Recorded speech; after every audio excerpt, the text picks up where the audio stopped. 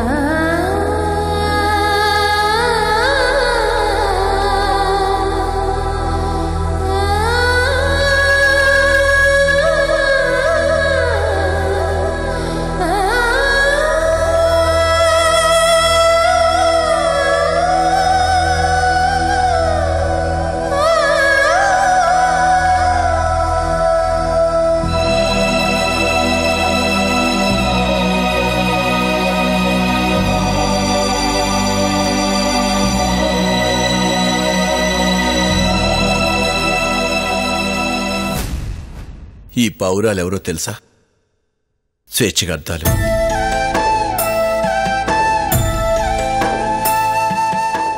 ప్రేమకు గుర్తులు.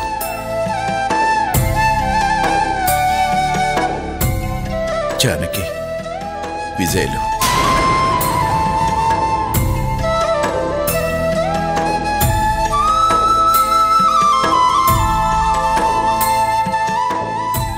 ఈ బాధ్యతల నుండి, కష్టాల నుండి, నీతులు, పద్ధతులు, హద్దులు ఇవన్నీ కలిసి రాసిన తలరాతల్లోంచి స్వేచ్ఛగా ఎగిరిపోయారు. వాళ్ళేవి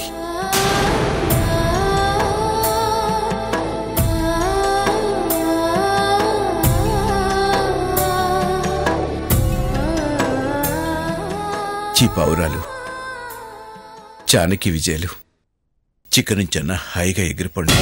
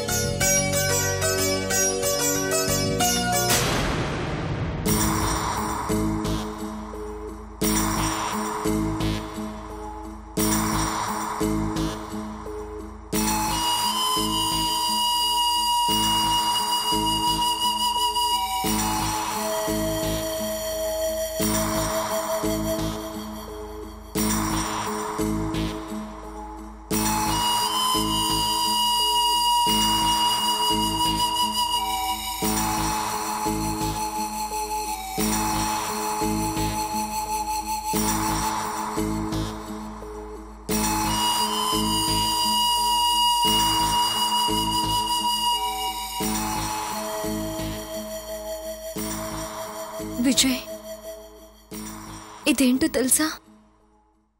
గులాబీ.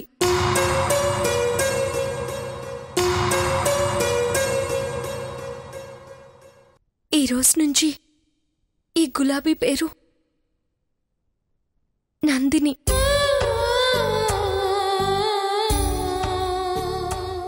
తనెక్కడికి వెళ్ళలేదు, మనతోనే ఉందనుకోవాలి.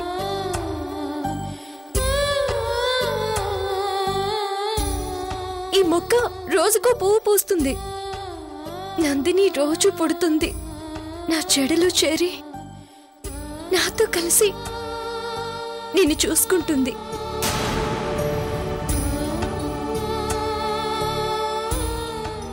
పొద్దున్న తలుపు తెరవగానే నందిని కనిపించాలి.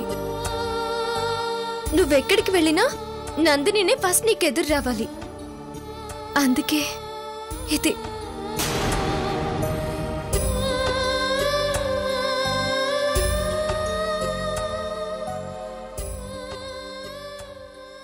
సరే, లోపలికి పద.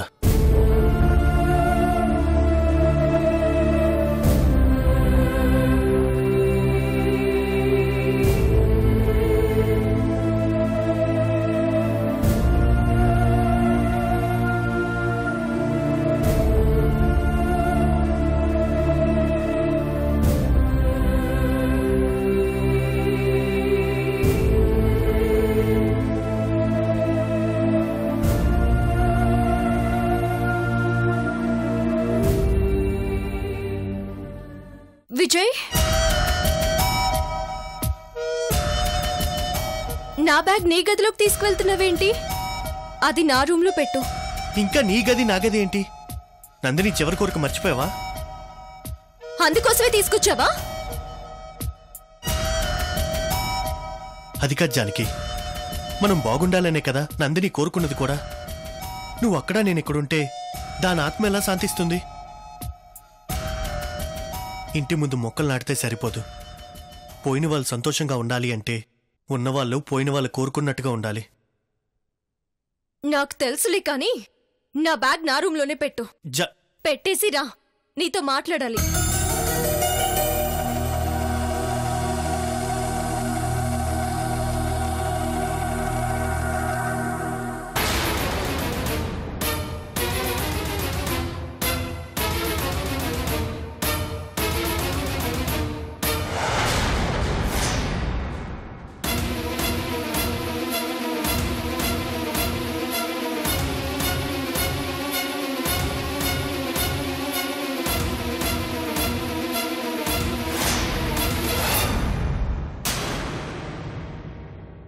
ఏంటో చెప్పు.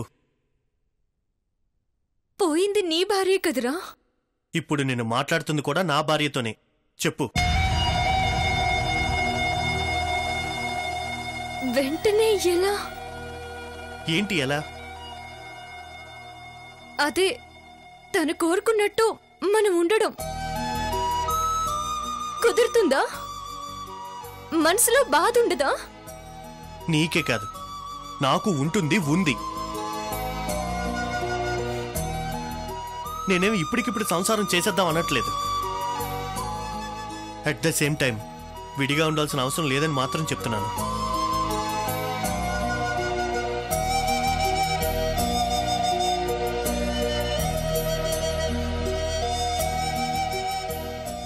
సరే, అలాగే. కానీ నందిని కోరిక కూడా అదేగా. నా మనసు కనిపించినప్పుడు, ఆ బాధ తగ్గినప్పుడు నా అంతటా నేనే నీ దగ్గరికి వస్తాను. నువ్వు మాత్రం ఎలాంటి ప్రయత్నాలు చేయొద్దు. జానకి, నేను మనిషినే. నాకు కావాల్సింది నేను అనుభవించడం కాదు, నీతో కలిసి జీవితాన్ని అనుభవించడం.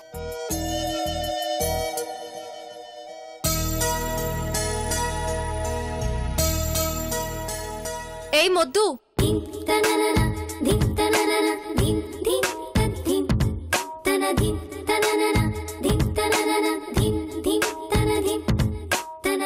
ఏంటి? సర్లే పో. ఫ్రెష్ అప్ అవ్వు. హాస్పిటల్కి వెళ్ళి వైశాలిని చూసొద్దాం.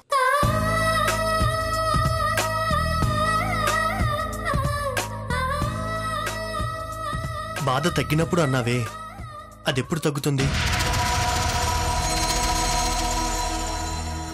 ఒరే, నువ్వు అసలు మనిషివేనా?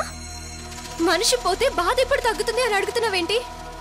బాధ పడుతూనే ఉన్నాను మేడం, కానీ అది ఎప్పుడు తగ్గుతుందో అది తెలియాలి కదా. ఎవరికి తెలుస్తుంది? అంటే నీ బాధ తగ్గిపోయిందా? భార్య చనిపోయిన బాధ బ్రతికంతా ఉంటుంది. మరి నువ్వేంటో నాకు అర్థం కావడం లేదు. ఒక భార్య చనిపోయిందని బతుకంతా బాధపడుతూ కూర్చుంటే ఇంకో భార్య పరిస్థితి ఏంటా అని. నువ్వు భార్యవే కదా. మీ మగాళ్ళంతా ఇంతేరా? రేపు నేను చనిపోయినా ఇంతేగా?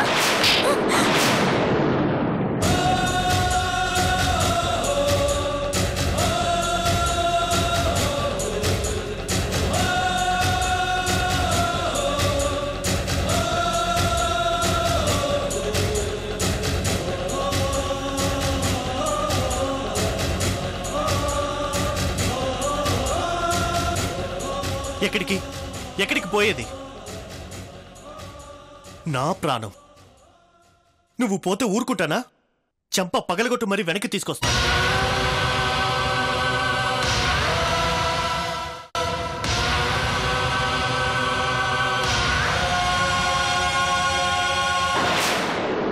వెళ్ళి ఫ్రెష్ అప్ అవ్వు.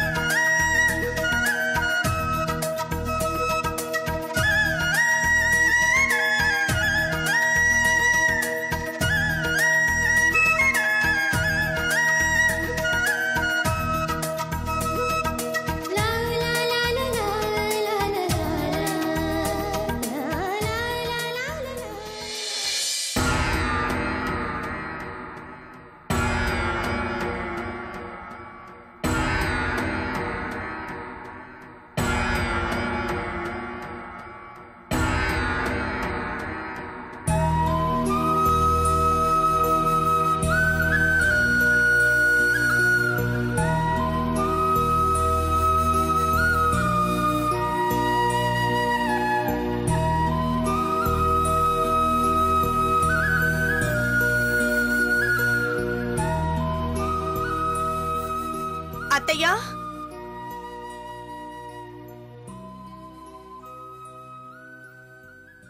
రా కూర్చో.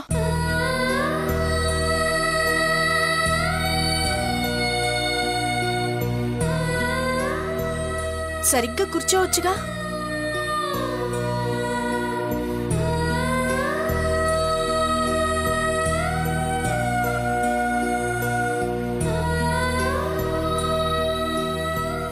ఇదిగో తిను, మీ అబ్బాయి ఎంగిలి. వాళ్ళిద్దరి ప్రసాదం అత్తయ్యా. దా ఇద్దరం తిందాం.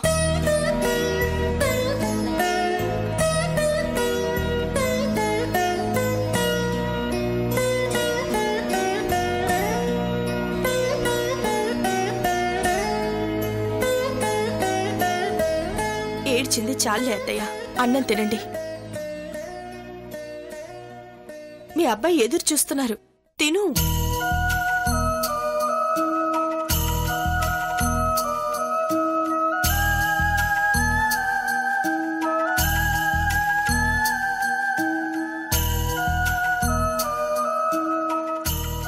ఏంటి, ఎంగిల్ తినాల్సి వస్తుందని ఏడుస్తున్నావా?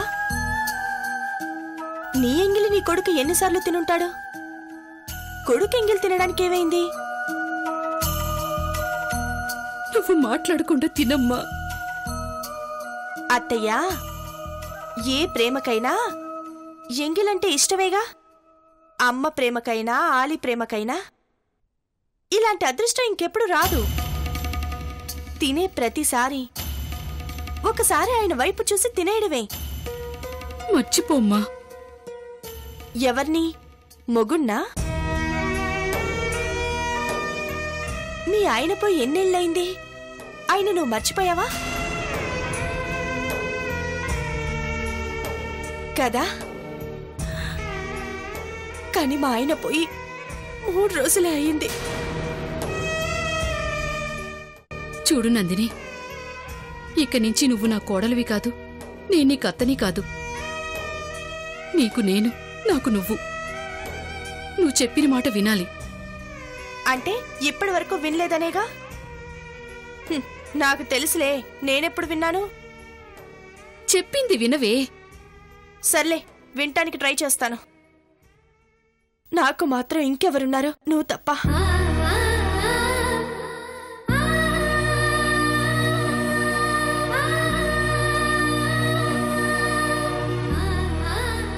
అవును, కోడల్ని కాదన్నావేంటి?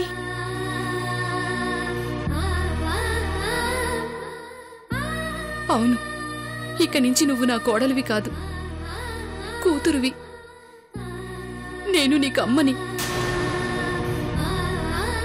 ఇక నుంచి ఒక తల్లిగా బిడ్డకి ఏం చెయ్యాలో అవన్నీ నేను చూసుకుంటాను. నువ్వు కూడా ఒక తల్లి దగ్గర బిడ్డ ఎలా ఉండాలో నువ్వు కూడా అలాగే ఉండాలి. అలా ఉంటానని మాటివ్వు. నేను ఒప్పుకోను. అన్నీ ఓకే కాని కూతురు అన్నావు చూడు, అది మాత్రం నేను ఒప్పుకోను. అది నాకిష్టం లేదు. అంటే ఏంటే, నేను నీకు తల్లిని కాకూడదా? అత్తంటే సగం అమ్మని చెప్పావుగా. పూర్తిగా అమ్మలా బ్రతుకుదాం అనుకుంటున్నాను. అలాగే బతుకమ్మా, ఎవరొద్దన్నారు? దానికి ప్రయత్నం ఎందుకు? నువ్వు నాకు ఎప్పుడూ అమ్మలాగే కనపడతావు. నేనే నీ కూతుర్ని కాదు అంటున్నాను.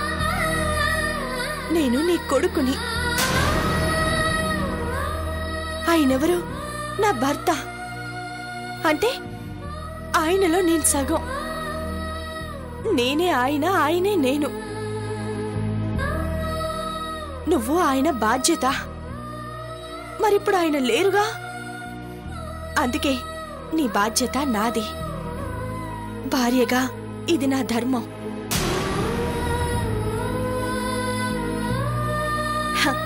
సో ఇప్పుడు నేను నీ కోడల్ని కాదు, కొడుకుని. ఈ ఇంటి బాధ్యత అంతా నాది. ఉద్యోగం చేస్తా, ఇంటిని నడుపుతా. నువ్వు ఇంటి పట్టునే ఉండి ఇన్నాళ్ళు ఇద్దరం కలిసి చేసిన వంటని ఇప్పుడు నువ్వే చూసుకో. నేను ఫైనాన్షియల్ వర్క్స్ వగైరా వగైరా అవన్నీ నేను చూసుకుంటాను. నీ కొడుకులాగే చూసుకుంటానులే. వీలైతే ఇంకా బాగా చూసుకుంటాను.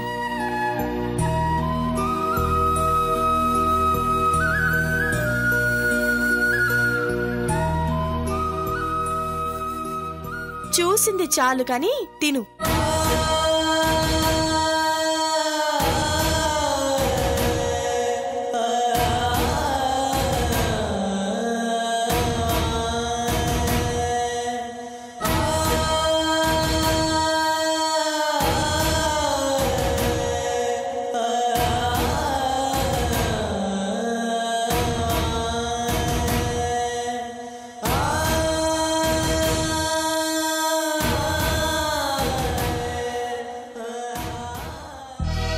జానకి, జానకి,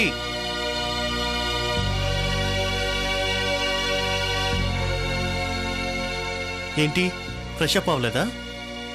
లేదు, వెళ్దాం పద. అదేంటి? మనం వెళ్లేది హాస్పిటల్కే కదా, ఫంక్షన్కు షికారుకు కాదు కదా. మనసు బాలేనప్పుడు మనిషి ఎలా ఉన్నా ఒకటే. సర్లే పద వెళ్దాం.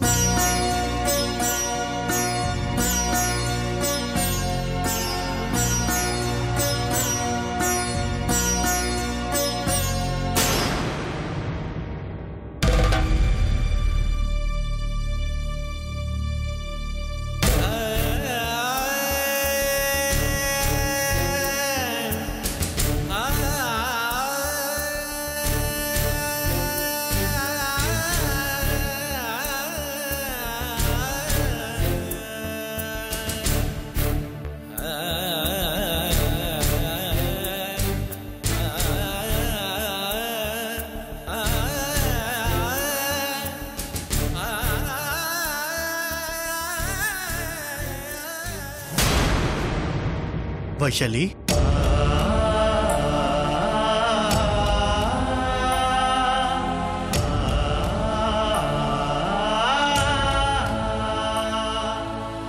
మహేష్ మీరెప్పుడు వచ్చారు? Just 1 hour.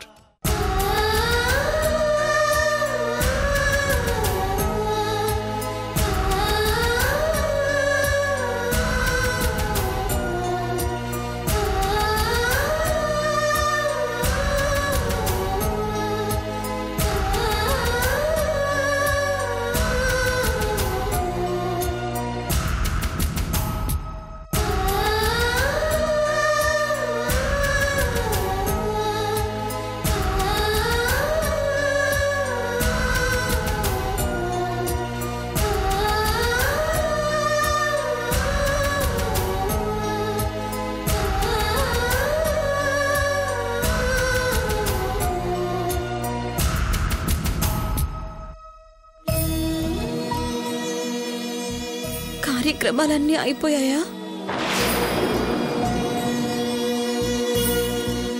వైశాలి, ఇప్పుడు అవన్నీ ఎందుకు? ముందు లోపలికి పద.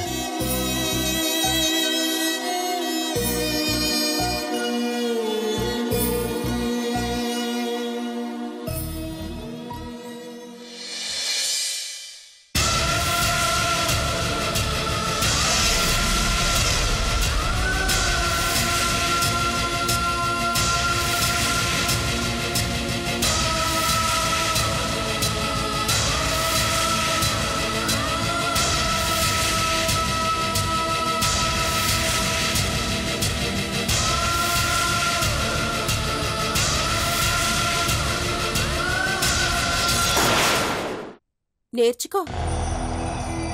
రే, నేను కూడా నీతో వస్తాను, పద. నువ్వు వస్తావా? అవునరా, నాకు కొంచెం చేంజ్ కావాలరా. ఇక్కడుంటే నాకు తనే గుర్తొస్తుంది.